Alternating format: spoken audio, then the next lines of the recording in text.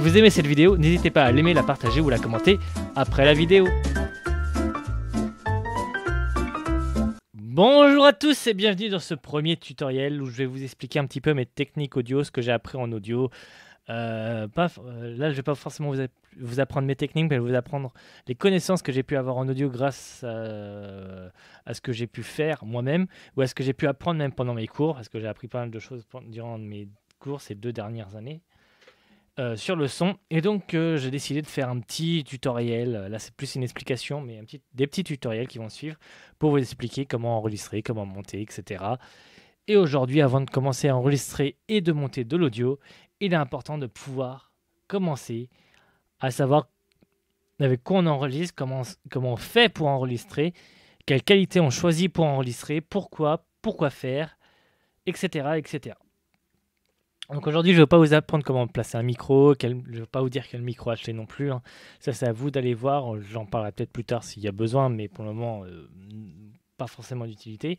Mais je vais vous parler surtout de la chaîne du son et de comment ça fonctionne et pourquoi on a des trucs avec de haute qualité, pourquoi c'est utile, pourquoi des fois c'est peut-être un peu kitsch, hein, et on va voir ça tous ensemble tout au long de cette vidéo. Donc déjà, il faut savoir que la chaîne du son, lorsque l'on veut enregistrer, passe du micro jusqu'à l'ordinateur en passant par quelque chose qui s'appelle une carte son. Là, par exemple, c'est ma carte son à moi. Hein. Donc vous avez en fait mon micro et ma carte son, pas mon ordinateur. Et voilà. Alors, ce qu'il faut savoir, c'est que là, vous voyez tout ça. Moi, ça me prend un peu de place, hein, parce que j'ai le pied de micro en plus de ça.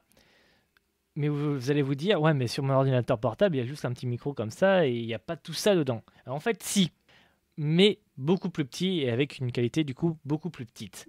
Alors en fait, vous avez toujours, par exemple sur votre ordinateur portable, généralement il y a un micro intégré, donc vous avez un bien micro, et après entre le micro et la carte mère, vous avez une carte son qui est beaucoup plus petite que ça, qui a une moins bonne qualité, mais il y en a une.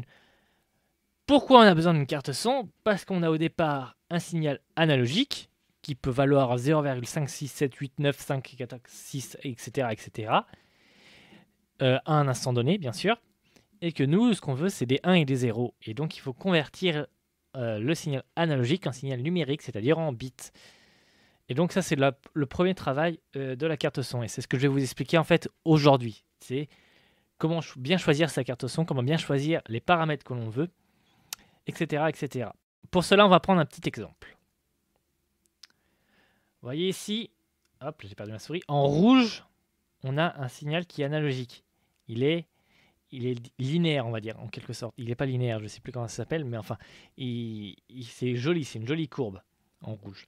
Et en noir, vous avez un signal numérique qui est retranscrit au signal rouge, en fait. Et c'est ça, en fait, on va essayer de passer du signal rouge au signal noir qui s'approche le plus du signal rouge. En fait, il faut qu'un signal noir pour qu'on voie le moins possible la différence entre le signal rouge et le signal noir. Alors là, on voit très bien, parce qu'il fallait que je vous montre la différence. Bon, en vrai, avec les chiffres que l'on prend aujourd'hui, la différence ne se voit pas beaucoup. Et en plus, elle suffit. Quand on la voit, en fait, finalement, elle suffit. Notre oreille n'a pas besoin de plus pour comprendre. Pour bien tout entendre. Donc, il y a 2 choses sur lesquelles on joue. En amplitude. Alors, en amplitude, en gros, on joue sur la dynamique. Hein, amplitude dynamique. La dynamique, c'est la différence entre le point le plus haut et le point le plus bas de tout le signal. Donc là, en fait, on a une dynamique de 16, parce qu'on est entre 15 et 0. On quadrille, en fait, avec l'amplitude, on quadrille, on divise par 15. Là, c'est divisé par 16 plutôt même, d'ailleurs. On divise par 16, et on prend la valeur la plus proche. Donc là, c'est 0. Pour le deuxième échantillon, c'est 9. Pour le troisième, on est plus proche du 11. Où ils prennent au-dessus, ils mettent 11. Celui-là, ils mettent 12. Celui-là, ils mettent 13, etc., etc. Le principe, c'est de prendre la valeur la plus proche, pour avoir le moins d'erreurs possible. Hein, on est d'accord. Ensuite, il y a une deuxième chose que je viens d'utiliser, c'est en temporel ici. On quadrille aussi dans ce sens-là. Comme ça, comme ça, comme ça, on quadrille. Ce qui permet d'avoir un certain nombre d'échantillons à la seconde. Si on prenait un échantillon à la seconde, vous imaginez bien qu'on ne pourrait pas comprendre ce qui est dit, la musique, etc. Donc il y a plusieurs échantillons pris par seconde. Généralement, c'est 44 100 échantillons par seconde. Ce qui permet de bien retranscrire le signal et de ne pas avoir, pas déceler qu'il manque du signal, etc. Mais on va revenir après. Pour l'instant, on va s'occuper de l'amplitude car c'est le plus simple. Et ensuite, on passera au temporel qui est un peu plus compliqué, mais c'est surtout le principe qu'il faut retenir. Donc, en amplitude. En amplitude, déjà, il faut savoir que généralement, on code ça sur 8, 16, 24 ou 32 bits. Alors là, par exemple, il y a 15 points, on va dire 16. Donc, ce serait codé sur 4 bits en fait, parce que 2 puissance 4 égale 16. Ce qu'il faut savoir, c'est que si on a n bits, on peut faire 2 puissance n points. Par exemple, là, si je prends 4 bits, je peux faire 0, 0, 0, 0, 0, 0, 1. Je vais arrêter de dire les 0. 10, 11, 100, 101, 110, 111, 1000, 1001, 1010, 1011, 1100, 1101, 1110, 1111. Donc avec 4 bits, vous voyez, on n'utilise que des 1 et des 0, on peut faire 16 valeurs. C'est exactement pareil pour le reste.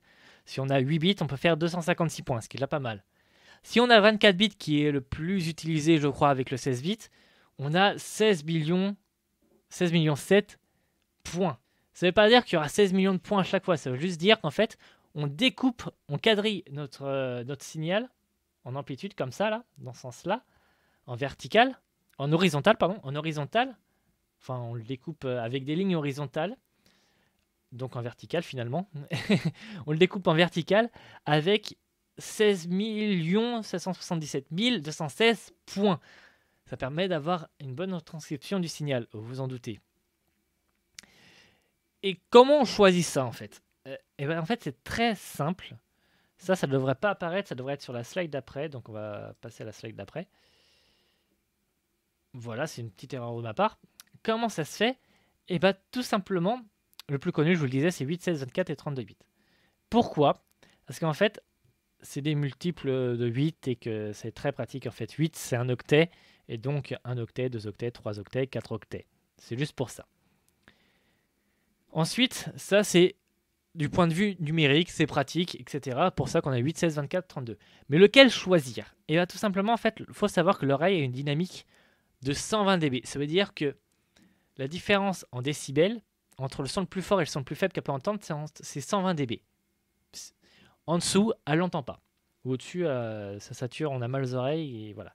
Au-dessus de 120 dB, en fait, généralement, on peut pas, on perd nos oreilles, je pense, ou ça fait très mal. Voilà. C'est le seuil de, si je me souviens bien, c'est le seuil de douleur. Donc, on a une dynamique de 120 dB. Il faut savoir, je ne vais pas vous expliquer pourquoi, car ça prendrait beaucoup de temps. Et on a besoin d'1 bit pour 6 dB. Donc, si on fait le calcul, on a besoin de 20 bits, parce que 20 x 6, 120. On prend donc 24 pour s'assurer 4 bits en plus. Alors pourquoi il y a aussi 32 bits? Du coup, on pourrait se dire, bah, il n'y a pas besoin, c'est un peu kitsch, ça permet de faire une plus grosse qualité, mais ça sert à rien. Il y a 12 bits qui servent à rien, pardon. Et bien en fait, oui et non. Généralement, quand on enregistre de l'audio, on fait du traitement derrière. Ces traitements provoquent du bruit sur les bits les plus faibles, donc sur les 12 derniers bits par exemple, au maximum. Hein. Ça fait rarement du bruit sur les 12 derniers bits. Mais ça en fait, ça en rajoute sur les 2 derniers, puis encore plus on en fait, plus il y en a. Et donc le fait d'avoir 32 bits par exemple permet d'avoir du bruit. Il y aura toujours du bruit à cause de ces filtres, etc. Mais ils ne s'entendront pas car ils sont sur les 12 derniers bits, ou sur les 4 derniers bits si on prend 24. Et donc ils ne s'entendront pas puisque l'oreille ne les entend pas. Et donc c'est pas gênant. C'est pas gênant, mais ça permet de faire des calculs sans avoir de bruit. Alors que si on se met sur 16 bits, et bah ça met directement du bruit sur les 4 derniers bits, par exemple, ça prendra entre 13 et 16. Et là, on l'entendra parce que ça fait partie de la dynamique de l'oreille. Voilà pourquoi on peut choisir 24 ou 32 bits. Voilà, donc si on récapitule, là par exemple j'ai pris un signal de voix, je ne sais même plus ce que je disais d'ailleurs dessus. Ici on est en temporel, c'est ce qu'on va s'attaquer juste après. Et là en amplitude. Donc l'amplitude, on sait maintenant la décrire. On va maintenant passer au temporel. Alors temporel, il faut savoir que c'est relié aux fréquences. Hein. En fait, le signal, il oscille comme ça. Vous voyez ici, si on regarde ici, ça oscille. Ça oscille assez lentement puisque vous arrivez à voir les creux entre. Alors qu'ici, ça oscille très vite et vous n'arrivez pas à voir les creux. Voilà. Donc ici, ça oscille très lentement, donc ce serait plutôt grave. Et là, très vite, donc plutôt aigu. Il faut savoir ça. On va en parler juste après. Donc, le temps est relié à la fréquence. Comment vous expliquer ça simplement? Imaginez que vous marchez et que vous faites un pas toutes les 0,5 secondes. Et bien en fréquence, en fait, vous faites 1 divisé par le temps, divisé par la période. Donc c'est toutes les 0,5 secondes. Donc 1 divisé par 0,5, ça fait 2. Donc vous avez une fréquence de 2 Hz quand vous marchez. Vous faites 2 pas par seconde. Voilà ce que ça veut dire les fréquences. Alors, quand on enregistre de l'audio, ou même quand on fait plein de choses en signal en vrai, on utilise ce qui s'appelle une fréquence d'échantillonnage. Cette fréquence d'échantillonnage, en fait, permet d'avoir un nombre d'échantillons par seconde. Et il y a une règle à respecter, que j'ai marquée en rouge, il faut vraiment la respecter. Elle est là, hop. Il faut que notre fréquence d'échantillonnage, donc ça c'est un truc qui est fixé en fait, et généralement c'est ça que vous avez sur les cartes son, quand vous voyez 44, ou sur les fichiers audio, quand vous voyez 44,1 kHz, c'est 44 100 échantillons par seconde. Ces fréquences d'échantillonnage que vous avez généralement pour le format CD, et bah c'est ça, c'est lié à ça en fait. Et on a même du 48, du 192. Je vous expliquerai après pourquoi des hautes fréquences d'échantillonnage. Mais en tout cas, quoi qu'il arrive, il faut quelque chose qui soit plus grand que 2 fois, la fréquence maximum. Alors en fait, c'est pas vraiment la fréquence maximum, c'est deux fois plus grand que la bande de fréquence qu'on veut utiliser. Mais c'est pas très grave. Retenez dans notre cas 2 fois la fréquence maximum parce que dans le son, en fait, et on va passer au point après, on entend entre 20 Hz et 20 kHz. Donc entre 0 et 20 kHz, c'est à peu près pareil. Hein. Donc on peut dire qu'on a 20 kHz de bande de fréquence, ou 19,980, bon, enfin bref, 20 kg suffit largement. Et donc on prend quelque chose de 2 fois plus grand, donc plus grand que 40 kHz. On a donc choisi à l'époque 44,1 kHz. Alors pourquoi? Apparemment, tout simplement parce que c'était pratique pour les CD à l'époque. Aujourd'hui, vous voyez apparaître pas mal de 48 kHz parce qu'en fait, l'oreille pourrait entendre aussi jusqu'à 24 kHz et donc 24 kHz, 48 kHz, ça suffit. 24 kHz après, il n'y a plus personne qui entend ou très peu de monde et très jeune en plus parce que plus on vieillit, moins on entend haut dans les fréquences et bas dans les fréquences aussi. Donc pour ça que surtout haut en fait, parce que c'est celles qui sont utilisées très souvent. Je ne vais pas vous faire le schéma de l'oreille, même si on me l'a fait à chaque fois en cours. Mais en gros, voilà. Si vous voulez que je vous explique le fonctionnement de l'oreille aussi, je peux le faire. Je peux le faire, je sais le faire, je le connais par cœur maintenant. Donc revenons à nos moutons. 44,1 kHz nanana. Et comme je le disais tout à l'heure, on a aussi des fréquences d'échantillonnage à 192 kHz. Pourquoi? Eh bien parce que le signal se périodise lorsqu'on fait une transformée de Fourier.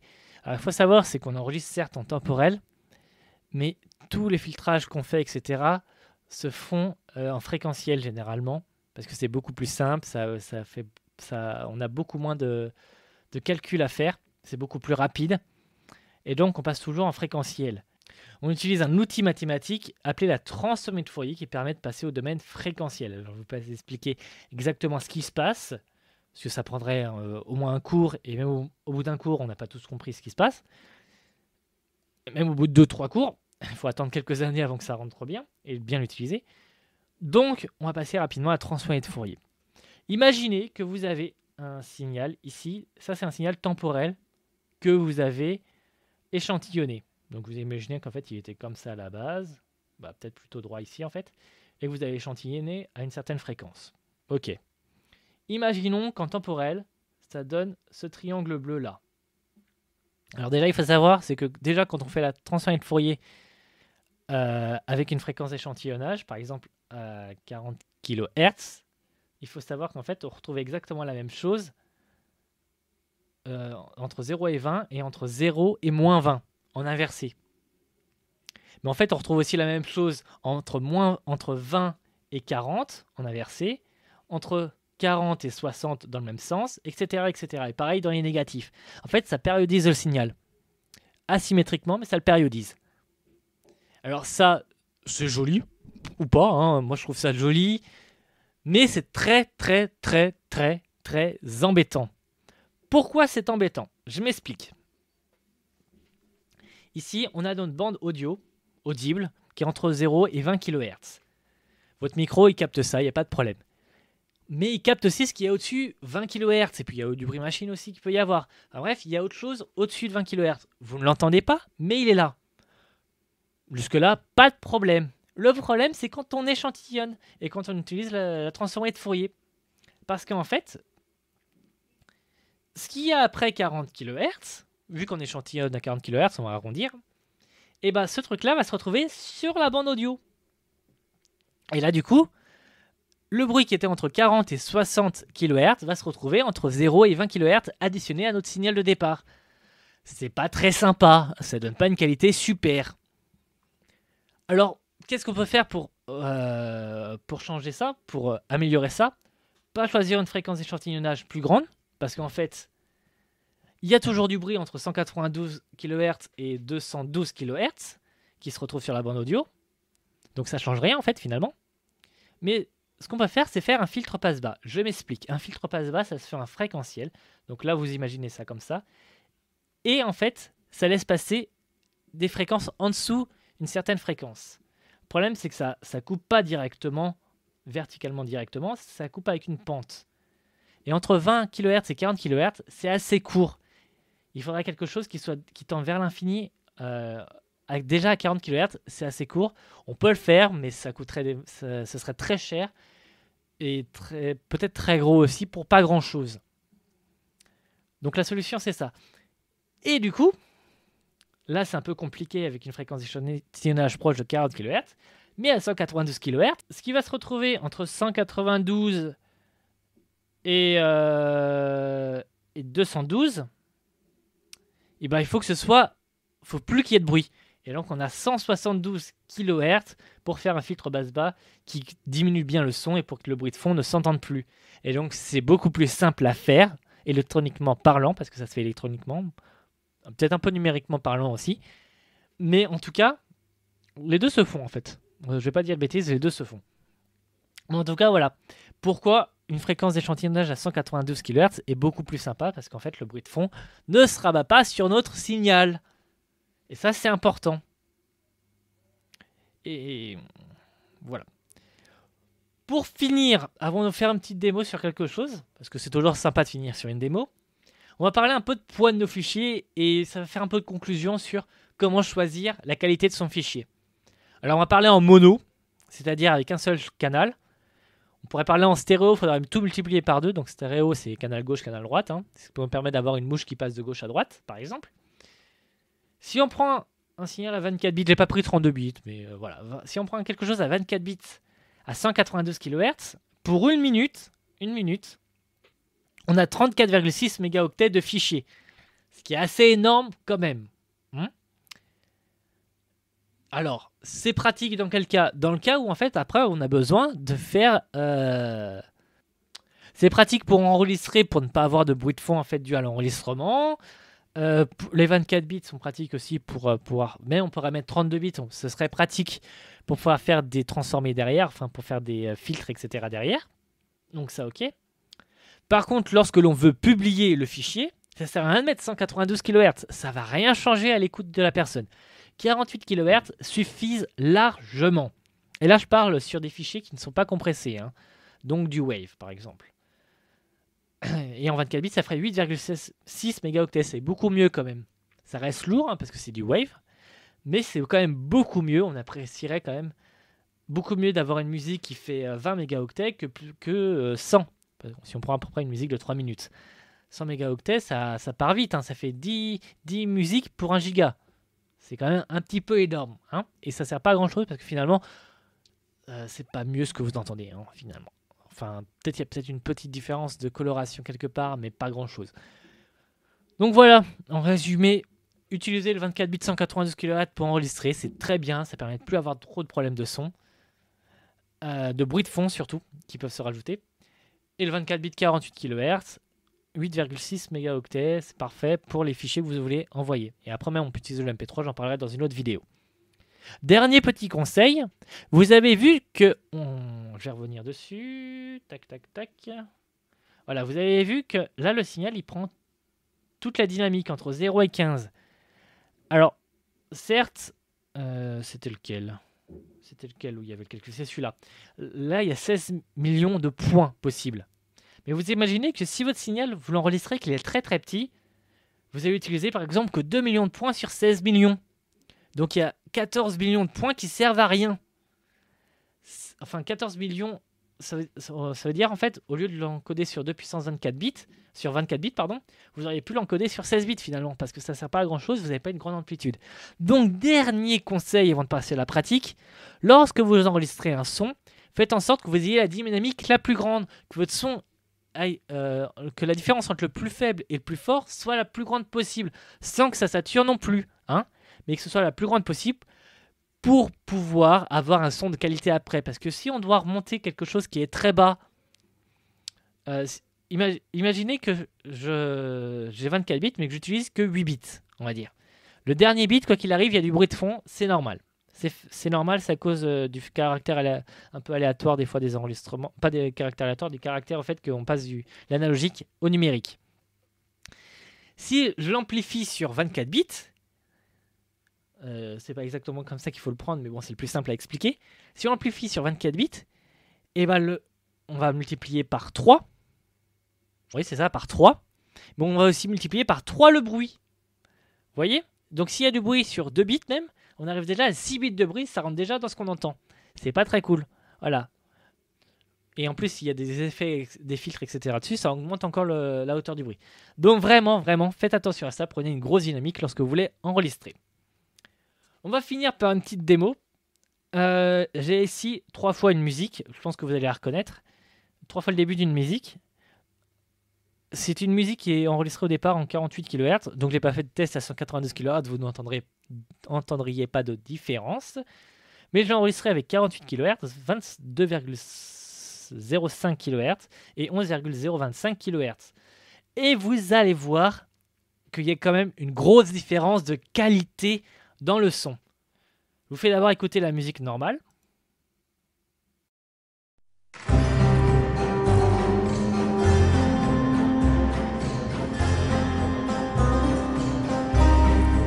Vous voyez, là c'est pas trop mal. Maintenant, hop, j'ai pas besoin de mettre en solo en fait comme ça.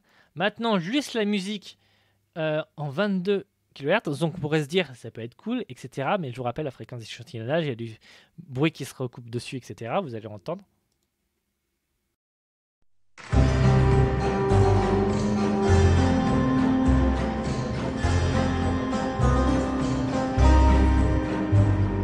Alors on va faire la petite différence entre les deux.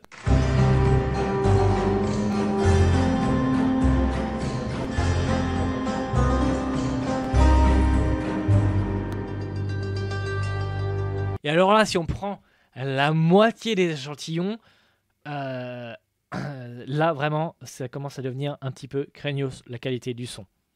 Hein? Je vous fais écouter.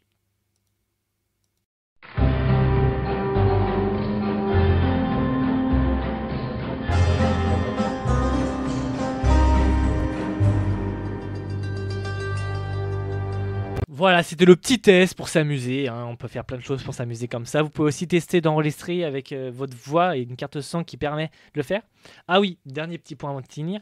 Si vous avez une carte son qui permet d'enregistrer qu'avec 48 kHz de fréquence d'échantillonnage, si vous mettez à 192 kHz de fréquence d'échantillonnage, ça ne sert à rien, vous n'améliorez pas la qualité. Hein? C'est la même chose si vous avez 24 bits sur votre carte son et vous voulez mettre 32 bits, ça ne sert à rien. Il n'y aura pas plus de qualité. Ça va interpoler les points. Donc ça va essayer de trouver des points pour faire correspondre à peu près en fait. Mais ça aura rajouté des points entre qui n'existent pas. C'est un peu comme si je vous donnais 5 et 10 et puis je vous dis trouvez les points entre.